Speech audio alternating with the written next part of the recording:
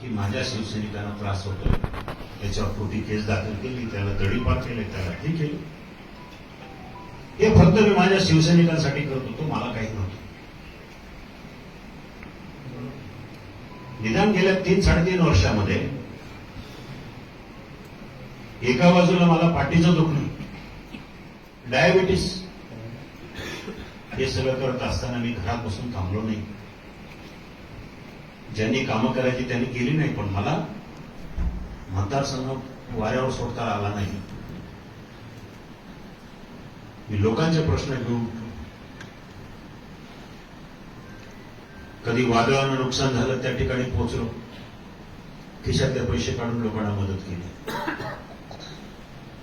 Corona काळामध्ये कोणाला admit करायचंय, हॉस्पिटल मिळत नाही, कोणाला इंजेक्शन मिळत नाही, काही गोरगरिबांना अन्नधान्य नाही, किराणा नाही, 4-4 ट्रक धान्य वाटलं.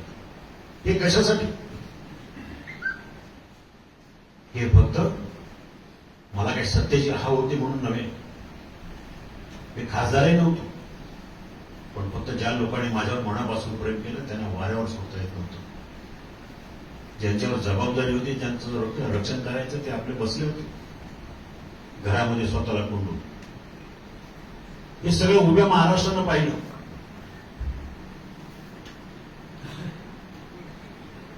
राज्यामध्ये सत्तांतर झालं. आपले मुख्यमंत्री आदरणीय उद्धवजी मुख्यमंत्री झाले. आनंद वाटला मला की आता खऱ्या अर्थानं आमच्या जीवनाला, आमच्या शिवसैनिकांना कुठेतरी आधार मिळेल, स्थैर्य मिळेल. राष्ट्रवादीच्या विरोधामध्ये लढण्याची ताकद मिळेल. पण दुर्दैवाने ज्यांच्या विरोधामध्ये मी संघर्ष केला, सगळं काय पणाला लावून, त्यांच्याबरोबर सरकार स्थापन झालं. आम्ही समजून घेतलं, हरकत नाही, निदान आम्हाला आमचा वाटा मिळेल, आमचा विकास कामं होतील, आमच्या शिवसैनिकांना त्रास कमी होईल. दुर्दैवानं तसं काही झालं नाही. आम्ही काही तक्रार केली नाही. गावगावच्या शिवसैनिकांना त्रास व्हायला, मुख्यमंत्री आमचे आणि खोटे गुन्हे दाखल व्हायचे शिवसैनिकांना. आंबेगाव तालुक्यामध्ये, जुन्नरमध्ये, खेडमध्ये, मावळामध्ये, सगळ्या ठिकाणी वेळोवेळी मी सांगत राहिलो, साहेब असं होतं बाबा. मध्यंतरी आमोडीमध्ये कुठल्या तरी मंदिरामध्ये सगळे लोक पूजा करायला गेले, काहीतरी रामाची पूजा करायला गेले, तिथं पोलिसांनी मारहाण केला, काठीनं मारलं लोकांना. साहेबांना मी बोललो, मेसेज पाठवला. त्या एकच दिवसाचा अपवाद होता. त्या ठिकाणी सगळे अधिकारी मापर, डीवायएसपी पासून एसपी सगळे इथं आले. मला वाटलं आता बरं झालं. त्यानंतर कुठं काही नाही. तुम्हाला सगळ्यांना माहिती आहे, सगळ्या महाराष्ट्रामध्ये गाजलेली घटना, खेड पंचायत समितीमध्ये 14 पैकी 8 शिवसेनेचे, 4 राष्ट्रवादी, 1 भाजप आणि 1 काँग्रेस. आपली एक हाती सत्ता होती. आपल्या लोकांना दहशत करून, आमिष दाखवून 8 पैकी 6 फोडले. राष्ट्रवादी त्यांना घेऊन गेले. राष्ट्रवादीच्या आमदाराच्या भावाच्याच हॉटेलमध्ये खडकवासलेला त्यांना तिथं ठेवलं. त्यात ते लोक फोन करायला लागले. म्हणून सभापती आणि काही लोक तिथे गेले त्यांना सोडवायला. तिथे मोठी झटापटी झाली. झटापटी झाली. कुठं काय माही नाही, रक्तपात नाही, काही नाही, काही नाही, काही नाही. कुठं काठीनं मारलं असेल कोणाला, याला आपल्या लोकांना मारलं, त्यांनाही मारहाण झाली. दुसऱ्या दिवशी सकाळी सभापती आणि इतर लोकांवर 307चा गुन्हा दाखल झाला. काही नाही, डॉक्टरचं सर्टिफिकेट अजूनही नाहीये. 307चा गुन्हा दाखल झाला आणि 6 महिने सभापती आपलं जेल. मी अनेक वेळा साहेबांकडे गेलो, मुख्यमंत्र्यांकडे, की साहेब रंजन सांगितलं मिळून कायदा, निधी आणि न्याय विभाग तुमच्याकडे आहे. खोट्या केसेस आहेत. संजय राऊत, अनिल देसाई, अरविंद सावंत, विनायक राऊत सगळ्यांना भेटलो, पण माझ्या सभापतीला न्याय मिळाला नाही, माझ्या शिवसेनेला न्याय मिळाला नाही. सभापतीची बायको मुलगी दिवसाड इथे येऊन यायची आणि कसा डसा रडायची. काय तो इतक्या वाईट परिस्थितीमध्ये इतकं मनाला विषण्ण वाटलं. खेड पंचायत समितीची सुरेश भाऊ कोरे यांनी मंजूर करून आणली. त्यांच्या काळामध्ये आमदार असताना त्यांचा पराभव झाला. नवीन आमदारांनी ठरवलं की ही इमारत इथं बांधायची नाही. शिवसैनिकांची आमची सगळ्यांची इच्छा होती की तिथंच बांधायची. अजित पवारांनी सांगून टाकलं की नाही चालणार, नवी ठिकाणी बांधा. पुन्हा मी साहेबांकडे गेलो. साहेब म्हणाले तुम्ही यांना जाऊन भेटा, अजित पवारांना. अजित पवारांना भेटा. त्याची गुरुमीची भाषा काय? शिवाजीराव जिल्हा परिषद कोणाची आहे? म्हटलं कोणाची? जनतेची आहे. नाही आमची आहे. म्हटलं तुमची आहे, तुमचं बहुमत आहे, मग निर्णय तुम्ही घेतला. म्हटलं साहेब निर्णय जरी तुम्ही घेतला असला तरी पंचायत समिती कोणाची आहे? शिवसेनेची आहे. निधी कुणी आणलाय? आम्ही आणलाय. मग त्यांनी सीओला फोन केला, खरंच त्यांनी आणला का निधी? म्हटलं सीओनं सांगितलं हो आलाय. ठीक आहे मी दिलीपशी बोलतो आणि सांगतो. अजून मुहूर्त नाही. त्याचा आग्रह तोच. त्या कामासाठी स्वर्गीय सुरेश गोरे अनेक वेळा मुंबईला गेले आणि एकदा त्याच कामासाठी गेलेले असताना तिथं कोरोनाची लागण झाली आणि इथं आल्यानंतर त्याचा मृत्यू झाला. त्यांच्या पश्चातरी आम्हाला न्याय मिळावा. मी त्यांच्या मिसेसना, सभापतींना सगळ्यांना घेऊन मुख्यमंत्र्यांकडे बैठक लावली, अधिकाऱ्यांकडे बैठक लावली. आता सगळ्यांना वाटलं की हो होईल. साहेबांनी शब्द दिला की हो होईल. तुम्ही म्हणता तिथंच इमारत होईल. इथं परत आलो. उपमुख्यमंत्र्यांनी त्यांच्या दालनामध्ये बैठक लावली. सगळ्यांना बोलवलं. नाही, दिलीप मोहिते म्हणतो तिथंच होईल. अजूनही आमच्या म्हणण्याला दुजोरा मिळाला नाही. अजूनही ते तसंच आहे. 5 वर्ष होऊन गेले. सभापती आतमध्ये जाते, जामीन मिळत नाही, त्याचा संसार उद्ध्वस्त झालाय. खोट्या 307चे गुन्हे दाखल झाले आणि आमच्या जखमेवर वीट चोळायचं म्हणून त्या तालुक्यातल्या आमदारांना गृहमंत्री केले. आम्हाला वाटायला लागलं गृहमंत्री मुख्यमंत्री आमच्यापेक्षा त्यांचे जास्त आहे. आम्हाला शिवसैनिकांना भेटायची परवानगी नाही. 2-2 वर्ष शिवसैनिकांना भेटत नाही. मग काय करायचं?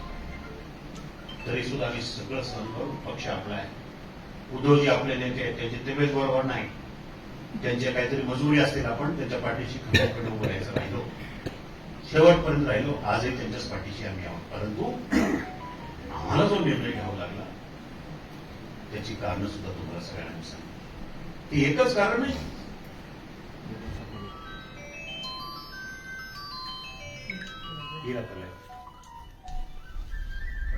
तत्कालीन राज्यमंत्री ग्रामीण विकास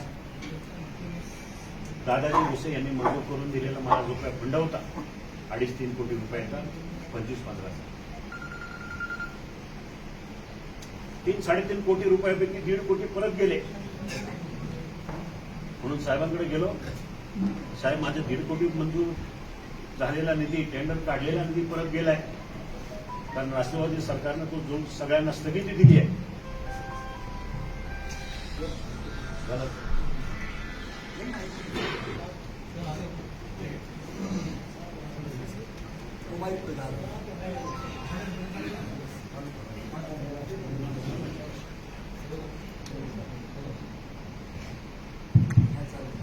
त्यानंतर मुख्यमंत्र्यांनी सांगितलं तुम्ही 4.5-5 कोटीचं पत्र द्या, मी निधी मंजूर करून देऊ. 4.5-5 कोटीचं पत्र दिलं. साहेबांनी त्याच्यावर रिमार्क लिहा की कुठल्याही परिस्थितीत हा निधी यांना मिळावा आणि तो प्रस्ताव सचिवाकडे पाठवला. सचिवानं तो प्रस्ताव तयार करून त्या खात्याचे मंत्री हसन मुश्रीफ यांना दिला. हसन मुश्रीफांना जाऊन भेटलो. ते म्हणाले आढळराव साहेब तुम्ही एक सिनियर खासदार, तुम्हाला निधी द्यायलाच पाहिजे म्हणून मी देतोय 4.5 कोटी रुपयाच्या निधीवर. त्यांनी सांगितलं की मी मंजूर करतो, काळजी करू नका. 4 महिने झाले, 5 महिने झाले, निधी मिळाला. काय झालं? 6व्या महिन्यात मला त्यांनी सांगितलं आढळराव तुमच्या मतदारसंघामध्ये माझे 4 खासदार आहेत ग्रामीण भागामध्ये. आमदार जुन्नर, आंबेगाव, खेड आणि शिरूर हे 4ही माझे आमदार असल्यामुळे मला तुम्हाला निधी देता येत नाही. म्हटलं मुस्लिम साहेब ही ऑर्डर माझी नाहीये, मुख्यमंत्र्यांची आहे. हो पण नाही देता येणार. परत गेलो साहेबांकडं. साहेब म्हणाले आपण त्याची बैठक, त्या बैठकीला अजून बोलता मिळालं नाही. सिटिंग खासदाराला सुद्धा पैसे मिळाले तर मला कसं?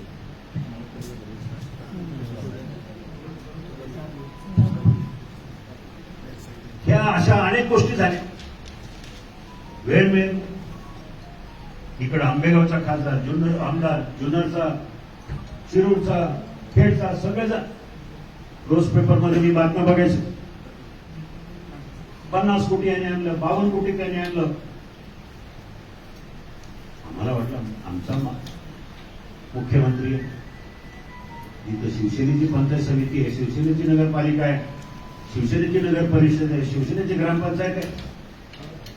त्या ठिकाणी काहीतरी निधी मिळेल. दुर्दैवानं जिथं जिथं शिवसेनेची सत्ता आहे तिथं रुपयाचा निधी नाही आणि जिथं राष्ट्रवादी आहे त्या ठिकाणी मोठ्या प्रमाणात निधी दिला जातो. तरी पण आम्ही गप्प बसलो, काही हरकत नाही. सगळ्या मतदारसंघामध्ये, सगळ्या जिल्ह्यामध्ये, पश्चिम महाराष्ट्रामध्ये राष्ट्रवादीचं एकच काम होतं की काही करून शिवसेनेला संपवायचं, काही करून शिवसेनेला दुय्यम वागणूक द्यायची आणि त्यांचा पक्ष वाढवायचा. सरकारी खर्चावर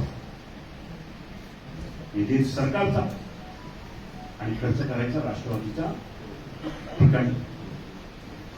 हे सगळं होत असताना आम्ही वेळोवेळी, मी असेल, शरददादा असतील, बाकीचे खासदार असतील, आमदार असतील, सगळे सांगत होतो की लक्ष घाला, कोणीतरी लक्ष घाला. मी तर खासदार नव्हतो त्यामुळे मी प्रत्येक ठिकाणी रोज जाऊन मंत्रालयात बसा, शिवसेना भवनमध्ये बसा, पण कुणाचे तिथे लक्ष? या सगळ्यांचा जेव्हा परिपाक झाला, प्रचंड उठाव झाला. मला फक्त त्या काळामध्ये फक्त मदत व्हायची ती एकनाथ शिंदे सरकार. मग चाकण 68 कोटी, मंचरला मध्ये 5 कोटी, त्या दिवशी 3 कोटी, जुन्नरला 15-16 कोटी. हे सगळा निधी मला फक्त एकनाथ शिंदे साहेबांकडे. त्यांना व्यथा माहिती होत्या की आमच्या काय व्यथा आहेत, निवडून येताना काय त्रास होतो, लोकांना प्रश्न तोंड देताना काय अडचणी निर्माण होतात, हे सगळ्यात त्यांना माहिती होतं. पण त्यांनी समजून घेतलं. जेव्हा सगळा उठाव झाला आणि उठाव झाल्यानंतर सगळा महाराष्ट्र पेटला आणि सगळ्या ठिकाणी राजकारण घडून निघालं. एक एक करता जवळजवळ 40 आमदार. ज्या वेळेला 40 आमदार जातात कुठंतरी आपण चुकतोय, कुठंतरी काही धोरणामध्ये बदल व्हायला पाहिजे. ठीक आहे, नेतृत्वाला मान्य होतं, आम्ही गप्प बसतो. राज्यामध्ये नवीन मुख्यमंत्र्यांची नेमणूक झाली. माझं कर्तव्य म्हणून मी अभिनंदन केलं मुख्यमंत्र्यांचं. पक्षाला वर आवडलं नाही. तिसऱ्या दिवशी माझी कल्पना केली. अरे 15 वर्ष ह्या जिल्ह्यामध्ये तिथे शिवसेनेचं काही नसताना 3 वेळा खासदार होतोय. रात्रंदिवस सकाळपासून संध्याकाळपर्यंत शिवसैनिकांच्या संरक्षणासाठी मी मेहनत करतोय, बांधतोय. फक्त एका पोस्टमुळे तुम्ही माझी हकालपट्टी करताय. एकनाथ शिंदेची शुभेच्छा दिल्या म्हणून तुम्ही हकालपट्टी करायची. माझ्याशी विचारायचं तरी, मला बोलायचं तरी. आदल्या रात्री मी साहेबांना फोन केला, हकालपट्टीच्या आदल्या रात्री. तुला साहेब, तालुक्यातले काही लोक तुमच्याकडे उत्साही लोक यायला लागले जातात. मी पण येणार होतो पण मला वेळ नाहीये, कारण माझ्याकडे जनता दरबार आहे रविवारचा. ते म्हणाले मला काय हरकत नाही, पण तुम्ही ते पोस्ट टाकले मला खूप वाईट वाटलं. म्हटलं साहेब मला नाही काही तर चुकीचं वाटलं, कारण मुख्यमंत्र्यांची अभिनंदन करणं त्याच्यामध्ये काही चुकीचं असेल मला नाही वाटत चुकीचं. नाही असं आहे, तुम्ही 15 वर्ष जाणार म्हणून तुम्ही गेला नाही, पण 20 वर्ष कधी ते कोणी जाणार नाही याची खात्री असलेले लोक गेले. पण हरकत नाही, तुम्ही या मंगळवारी या, मला बोलायचं तुमच्याशी. हे सगळं बोलणं काय होत नाही तर दुसऱ्या दिवशी सकाळी पेपरमध्ये 6 वाजता मला पुण्याला लागले, तुमची हकालपट्टी झाली. मलाच कळलं नाही का हकालपट्टी. कारण एकच की मी फक्त सोशल मीडियावर पोस्ट टाकली अभिनंदन. ती पोस्ट तशी व्हॉट्सअप मी केली साहेबांना, हकालपट्टीची बातमी. सकाळी 9:30 साहेबांचे 3 फोन आले. मला म्हणाले चुकीनं. विनायक राऊतांचा फोन आला, अनिल देसाईंचा फोन आला, चुकीनं झालं. सामनात मुखपुत्र आपलं पक्षाचं मुखपत्र चुकीनं झाले. मी काय चुकीनं होण्यासारखा बारीक माणूस आहे? तरी सगळं विसरलो. चला काय हरकत नाही, साहेबांनी स्वतः सांगितलं चुकलं तर चुकलं. मी शरददादांना घेऊन गेलो शिवसेना भवनमध्ये, सगळ्या चर्चा झाल्या. काय करायचं, कसं करायचं तर शरददादांनी सांगितलं साहेब जाऊ द्या, झालं गेलं विसरून जाऊ. आता आपण 16 लढायचं, राष्ट्रवादीची साथ सुरू द्या. ही जी लोक गेली ना ती राष्ट्रवादीमुळे गेलेली, राष्ट्रवादीनं आपलं वाटोळ केलं. या शरद पवारांनी ज्यांच्या बरोबर युती केली, ज्यांच्याबरोबर आघाडी केली त्या पक्षाला संपवलेला आहे. त्यामुळं आपण त्यांच्याबरोबर न राहता 16 बरोबर राहू. 288 आमदार उभे करा, आम्ही पडलो तर बेहतर, काही हरकत नाही मला. आज पुढे पण उद्या निवडून 5 वर्ष लागतील, 10 वर्ष लागतील, 16 वर कुठे हो.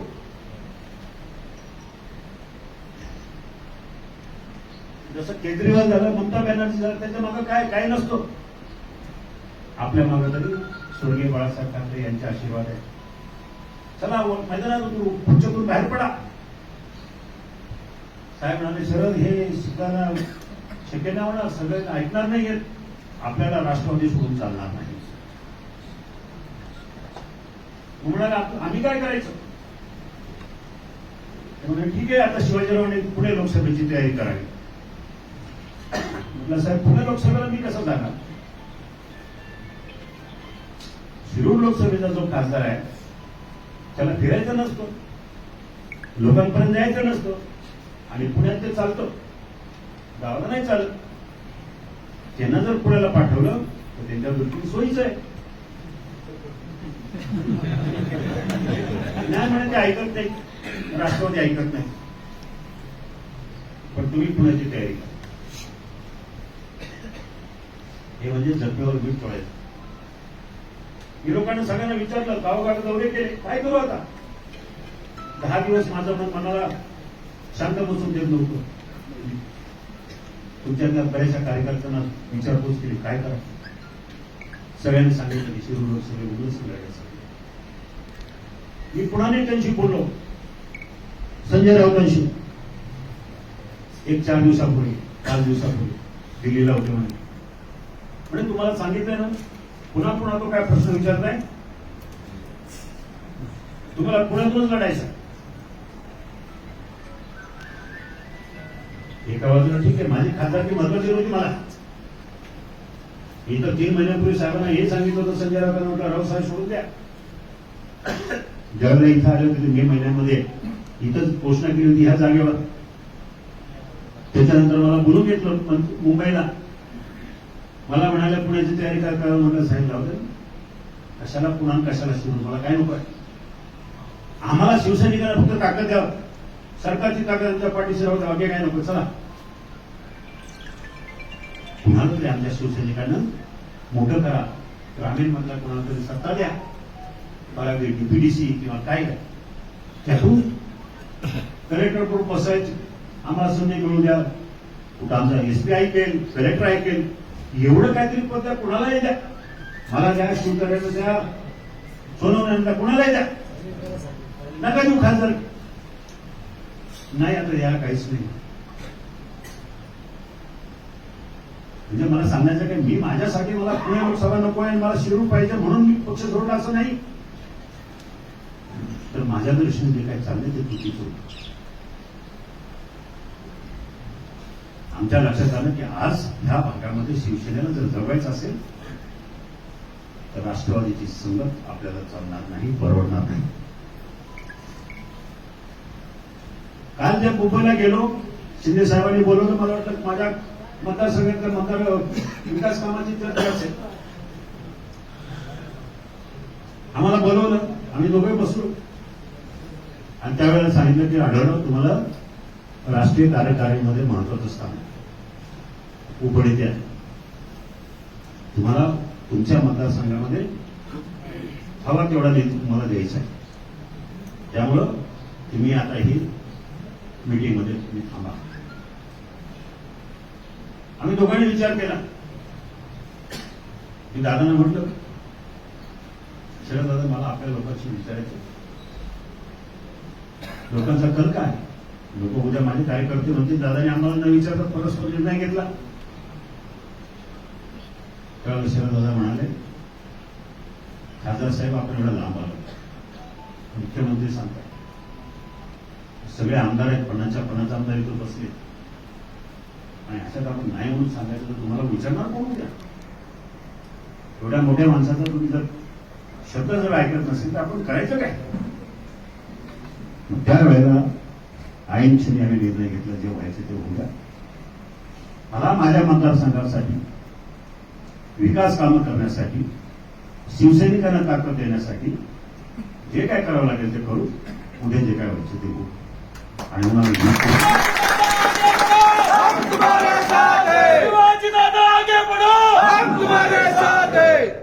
म्हणून हा निर्णय केला. परंतु गेले 10 दिवस जेव्हापासून माझी हकालपट्टी झाली, मागं घेतली, तेव्हापासून मी खूप अस्वस्थ.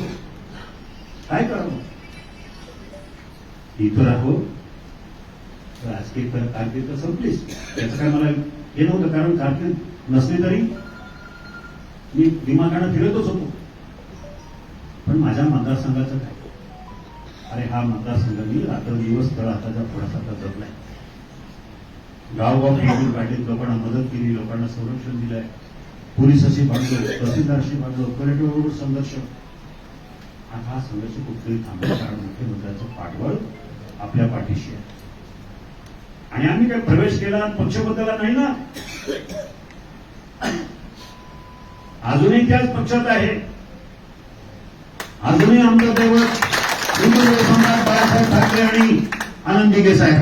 हिंदू सम्राट शिवसेना प्रमुख बाळासाहेब ठाकरे यांचा आनंद दिघे साहेबांचा आवाज कुणाचा? आणि लोक ठीक आहे, सोशल मीडिया तुम्ही म्हणाले, सोशल मीडियावर कुणीही काही मतं मांडायला स्वतंत्र असतं. आपण त्याच्यावर फारसं काही करायचं नाही. कालपासून काही कॉमेंट येतात अर्ध्या लोकांच्या, गद्दार गद्दार. 20 दिवसापूर्वी ज्यावेळेला हकालपट्टी झाली त्यावेळेला 6000 कॉमेंट आल्या, दादा इथं काय थांबू नका, आम्ही तुमच्या पाठीशी आहोत. आणि जेव्हा मी शिंदे गटाचं आम्ही नेतृत्व स्वीकारलं, मग त्यातले काही लोक म्हणजे होते बाहेरचे, राष्ट्रवादीचे घड्याळवाले, त्यांना साहेबांच्या खूप चिंता यायला लागल्या. आपल्या असू ना, ते काय ते सगळे आपल्याला कोणावर टीका करायची नाही. आपले सगळे आपल्याकडे येणार आहे. आणि मी तुम्हाला सांगतो, आता 1 वाजता पत्रकार परिषद आदरणीय मुख्यमंत्र्यांची दिल्लीमध्ये, 12च्या 12 खासदार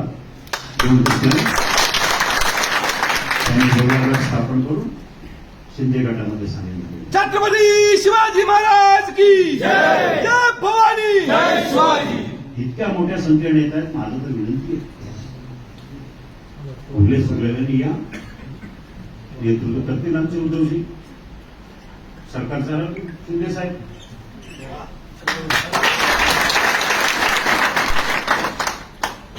पण आज महाराष्ट्राला स्थैर्य शिवसैनिक जगवा या एकमेव कारणामुळे आम्ही लोकांनी हा निर्णय घेतला आणि तुम्हाला विचारात न घेता निर्णय घेतला. मला आशा आहे तुम्ही आमच्या भावना समजून घ्या की कशामुळे काय झालं. तुम्ही बघितलं मला संघर्ष करताना राष्ट्रवादीत होता, त्यामुळे पक्षाची गद्दारी करणं, बाळासाहेबांच्या विचाराची गद्दारी करणं हे मला या जन्मात तरी कदापि शक्य नाही. कारण तसं असतं तर हा जो डाव आहे ना महाविकास आघाडीचा 2019 ला झालेला हा अख्ख्या महाराष्ट्राला माहिती नाही, मला माहिती आहे, मी साक्षीदार आहे. मी आज ते सत्य उघड करतो. 2008 ला जेव्हा माननीय उद्धवजींची सभा आपण चित्रापूरला घेतली होती, ऑक्टोबर महिन्याच्या 2008 साली आपण सभेची तयारी केली. त्याच वेळेला चर्चा होती की शरद पवार साहेब उभे राहणार आहेत. त्यांचे पण दौरे चालू होते, जुन्नरला, आंबेगावला, नारायणगावला, चित्रापूर, शिरूर. त्या दरम्यान अचानक आपल्या सभेला 8च दिवस बाकी मला मिलिंद नारेकरांचा फोन आला. म्हणाले शिवाजीराव ही साहेबांची सभा तुम्हाला रद्द करावी लागेल. का? नाही, साहेबांच्या घरामध्ये काहीतरी प्रॉब्लेम आहे, त्यांचं काहीतरी तब्येत बरोबर नाही.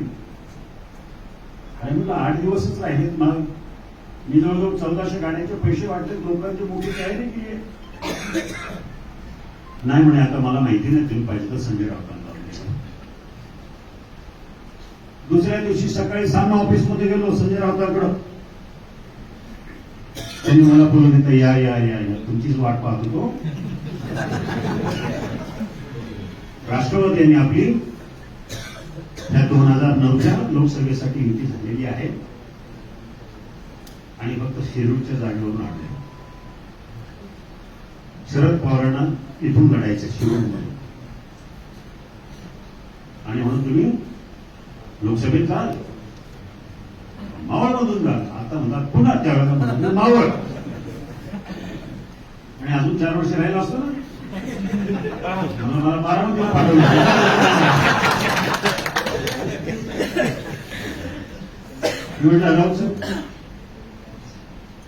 तुम्ही युती करा, हरकत नाही, मला तिकीट द्या, नका देऊ, ती हरकत नाही. सभा का कॅन्सल करता? नाही म्हणे पवार साहेबांनी आठ घातली, आपली बोली चालू आहे. तर आढळरावना त्यांची सभा उद्धवजींना घ्यायला सांगू नका. म्हटलं चालेल, माझी काही हरकत नाही, आपली बोलणी चालू आहेत ना. मग शरद पवारांची परवा जुन्नरला सभा आहे आणि त्याच्यानंतर त्या दिवशी दुपारच्या नंतर शिरूरला आहे. त्या त्यांनी पवारांनी 2 दौरा त्यांचा कॅन्सल करावे. मी उद्धवजींची सभा कॅन्सल करतो, काही हरकत नाही, तुमची बोलणी चालू द्या. नाही म्हणाले पवार साहेबांना कसं सांगायचं. म्हटलं मला कसं सांगा तुम्ही, मला तुम्ही ग्रही धरू नका. आणि मी तडक बाहेर पडलो. 2008ची गोष्ट करतो. 10 मिनिटात मला फोन आला मेलीचा, साहेब येतात सभेला, बघा तयारी ठेवा. मला सगळ्यांना माहिती त्या सभेमध्ये शरद पवार आणि एनसीपी सोडून सगळ्या विषयावर चर्चा झाल्या, सगळ्यांना टीका झाली, फक्त शरद पवार. त्याच्या आदल्या दिवशी सुभाष देशमुख मंत्री होते, त्यावेळेला ते माझ्यावर खासदार. पवार साहेबांनी सांगितलं की तुमच्या मित्राला पाठवा, शिरूरमधून विना करा होणार. ठीक आहे, त्यांना बोललो. त्याच्यानंतर महिन्याभराने एका उद्योगपतीच्या माध्यमातून मला साहेबांनी बोलून घेतलं होतं. सगळं पवार साहेबांनी आज मला वाटतं 24/11/2008 26/11 झाली ना त्याच हॉटेलमध्ये. 24/11 त्या रूममध्ये सांगितलं, बसलो, तासभर चर्चा केली. म्हटलं साहेब माझं काय नाही, मला उभं राहायचं. म्हटलं साहेब राहा उभे, पण नाही म्हणजे मला शिरूर मधून उभं राहायचंय, तर तुम्ही उभे राहू नका. म्हटलं साहेब माझ्याकडे 2 पर्याय. मी बसलो घरी. त्या येणाऱ्या विधानसभेला वळसे पाटलाला घरी बसतो, एक टर्म करतो.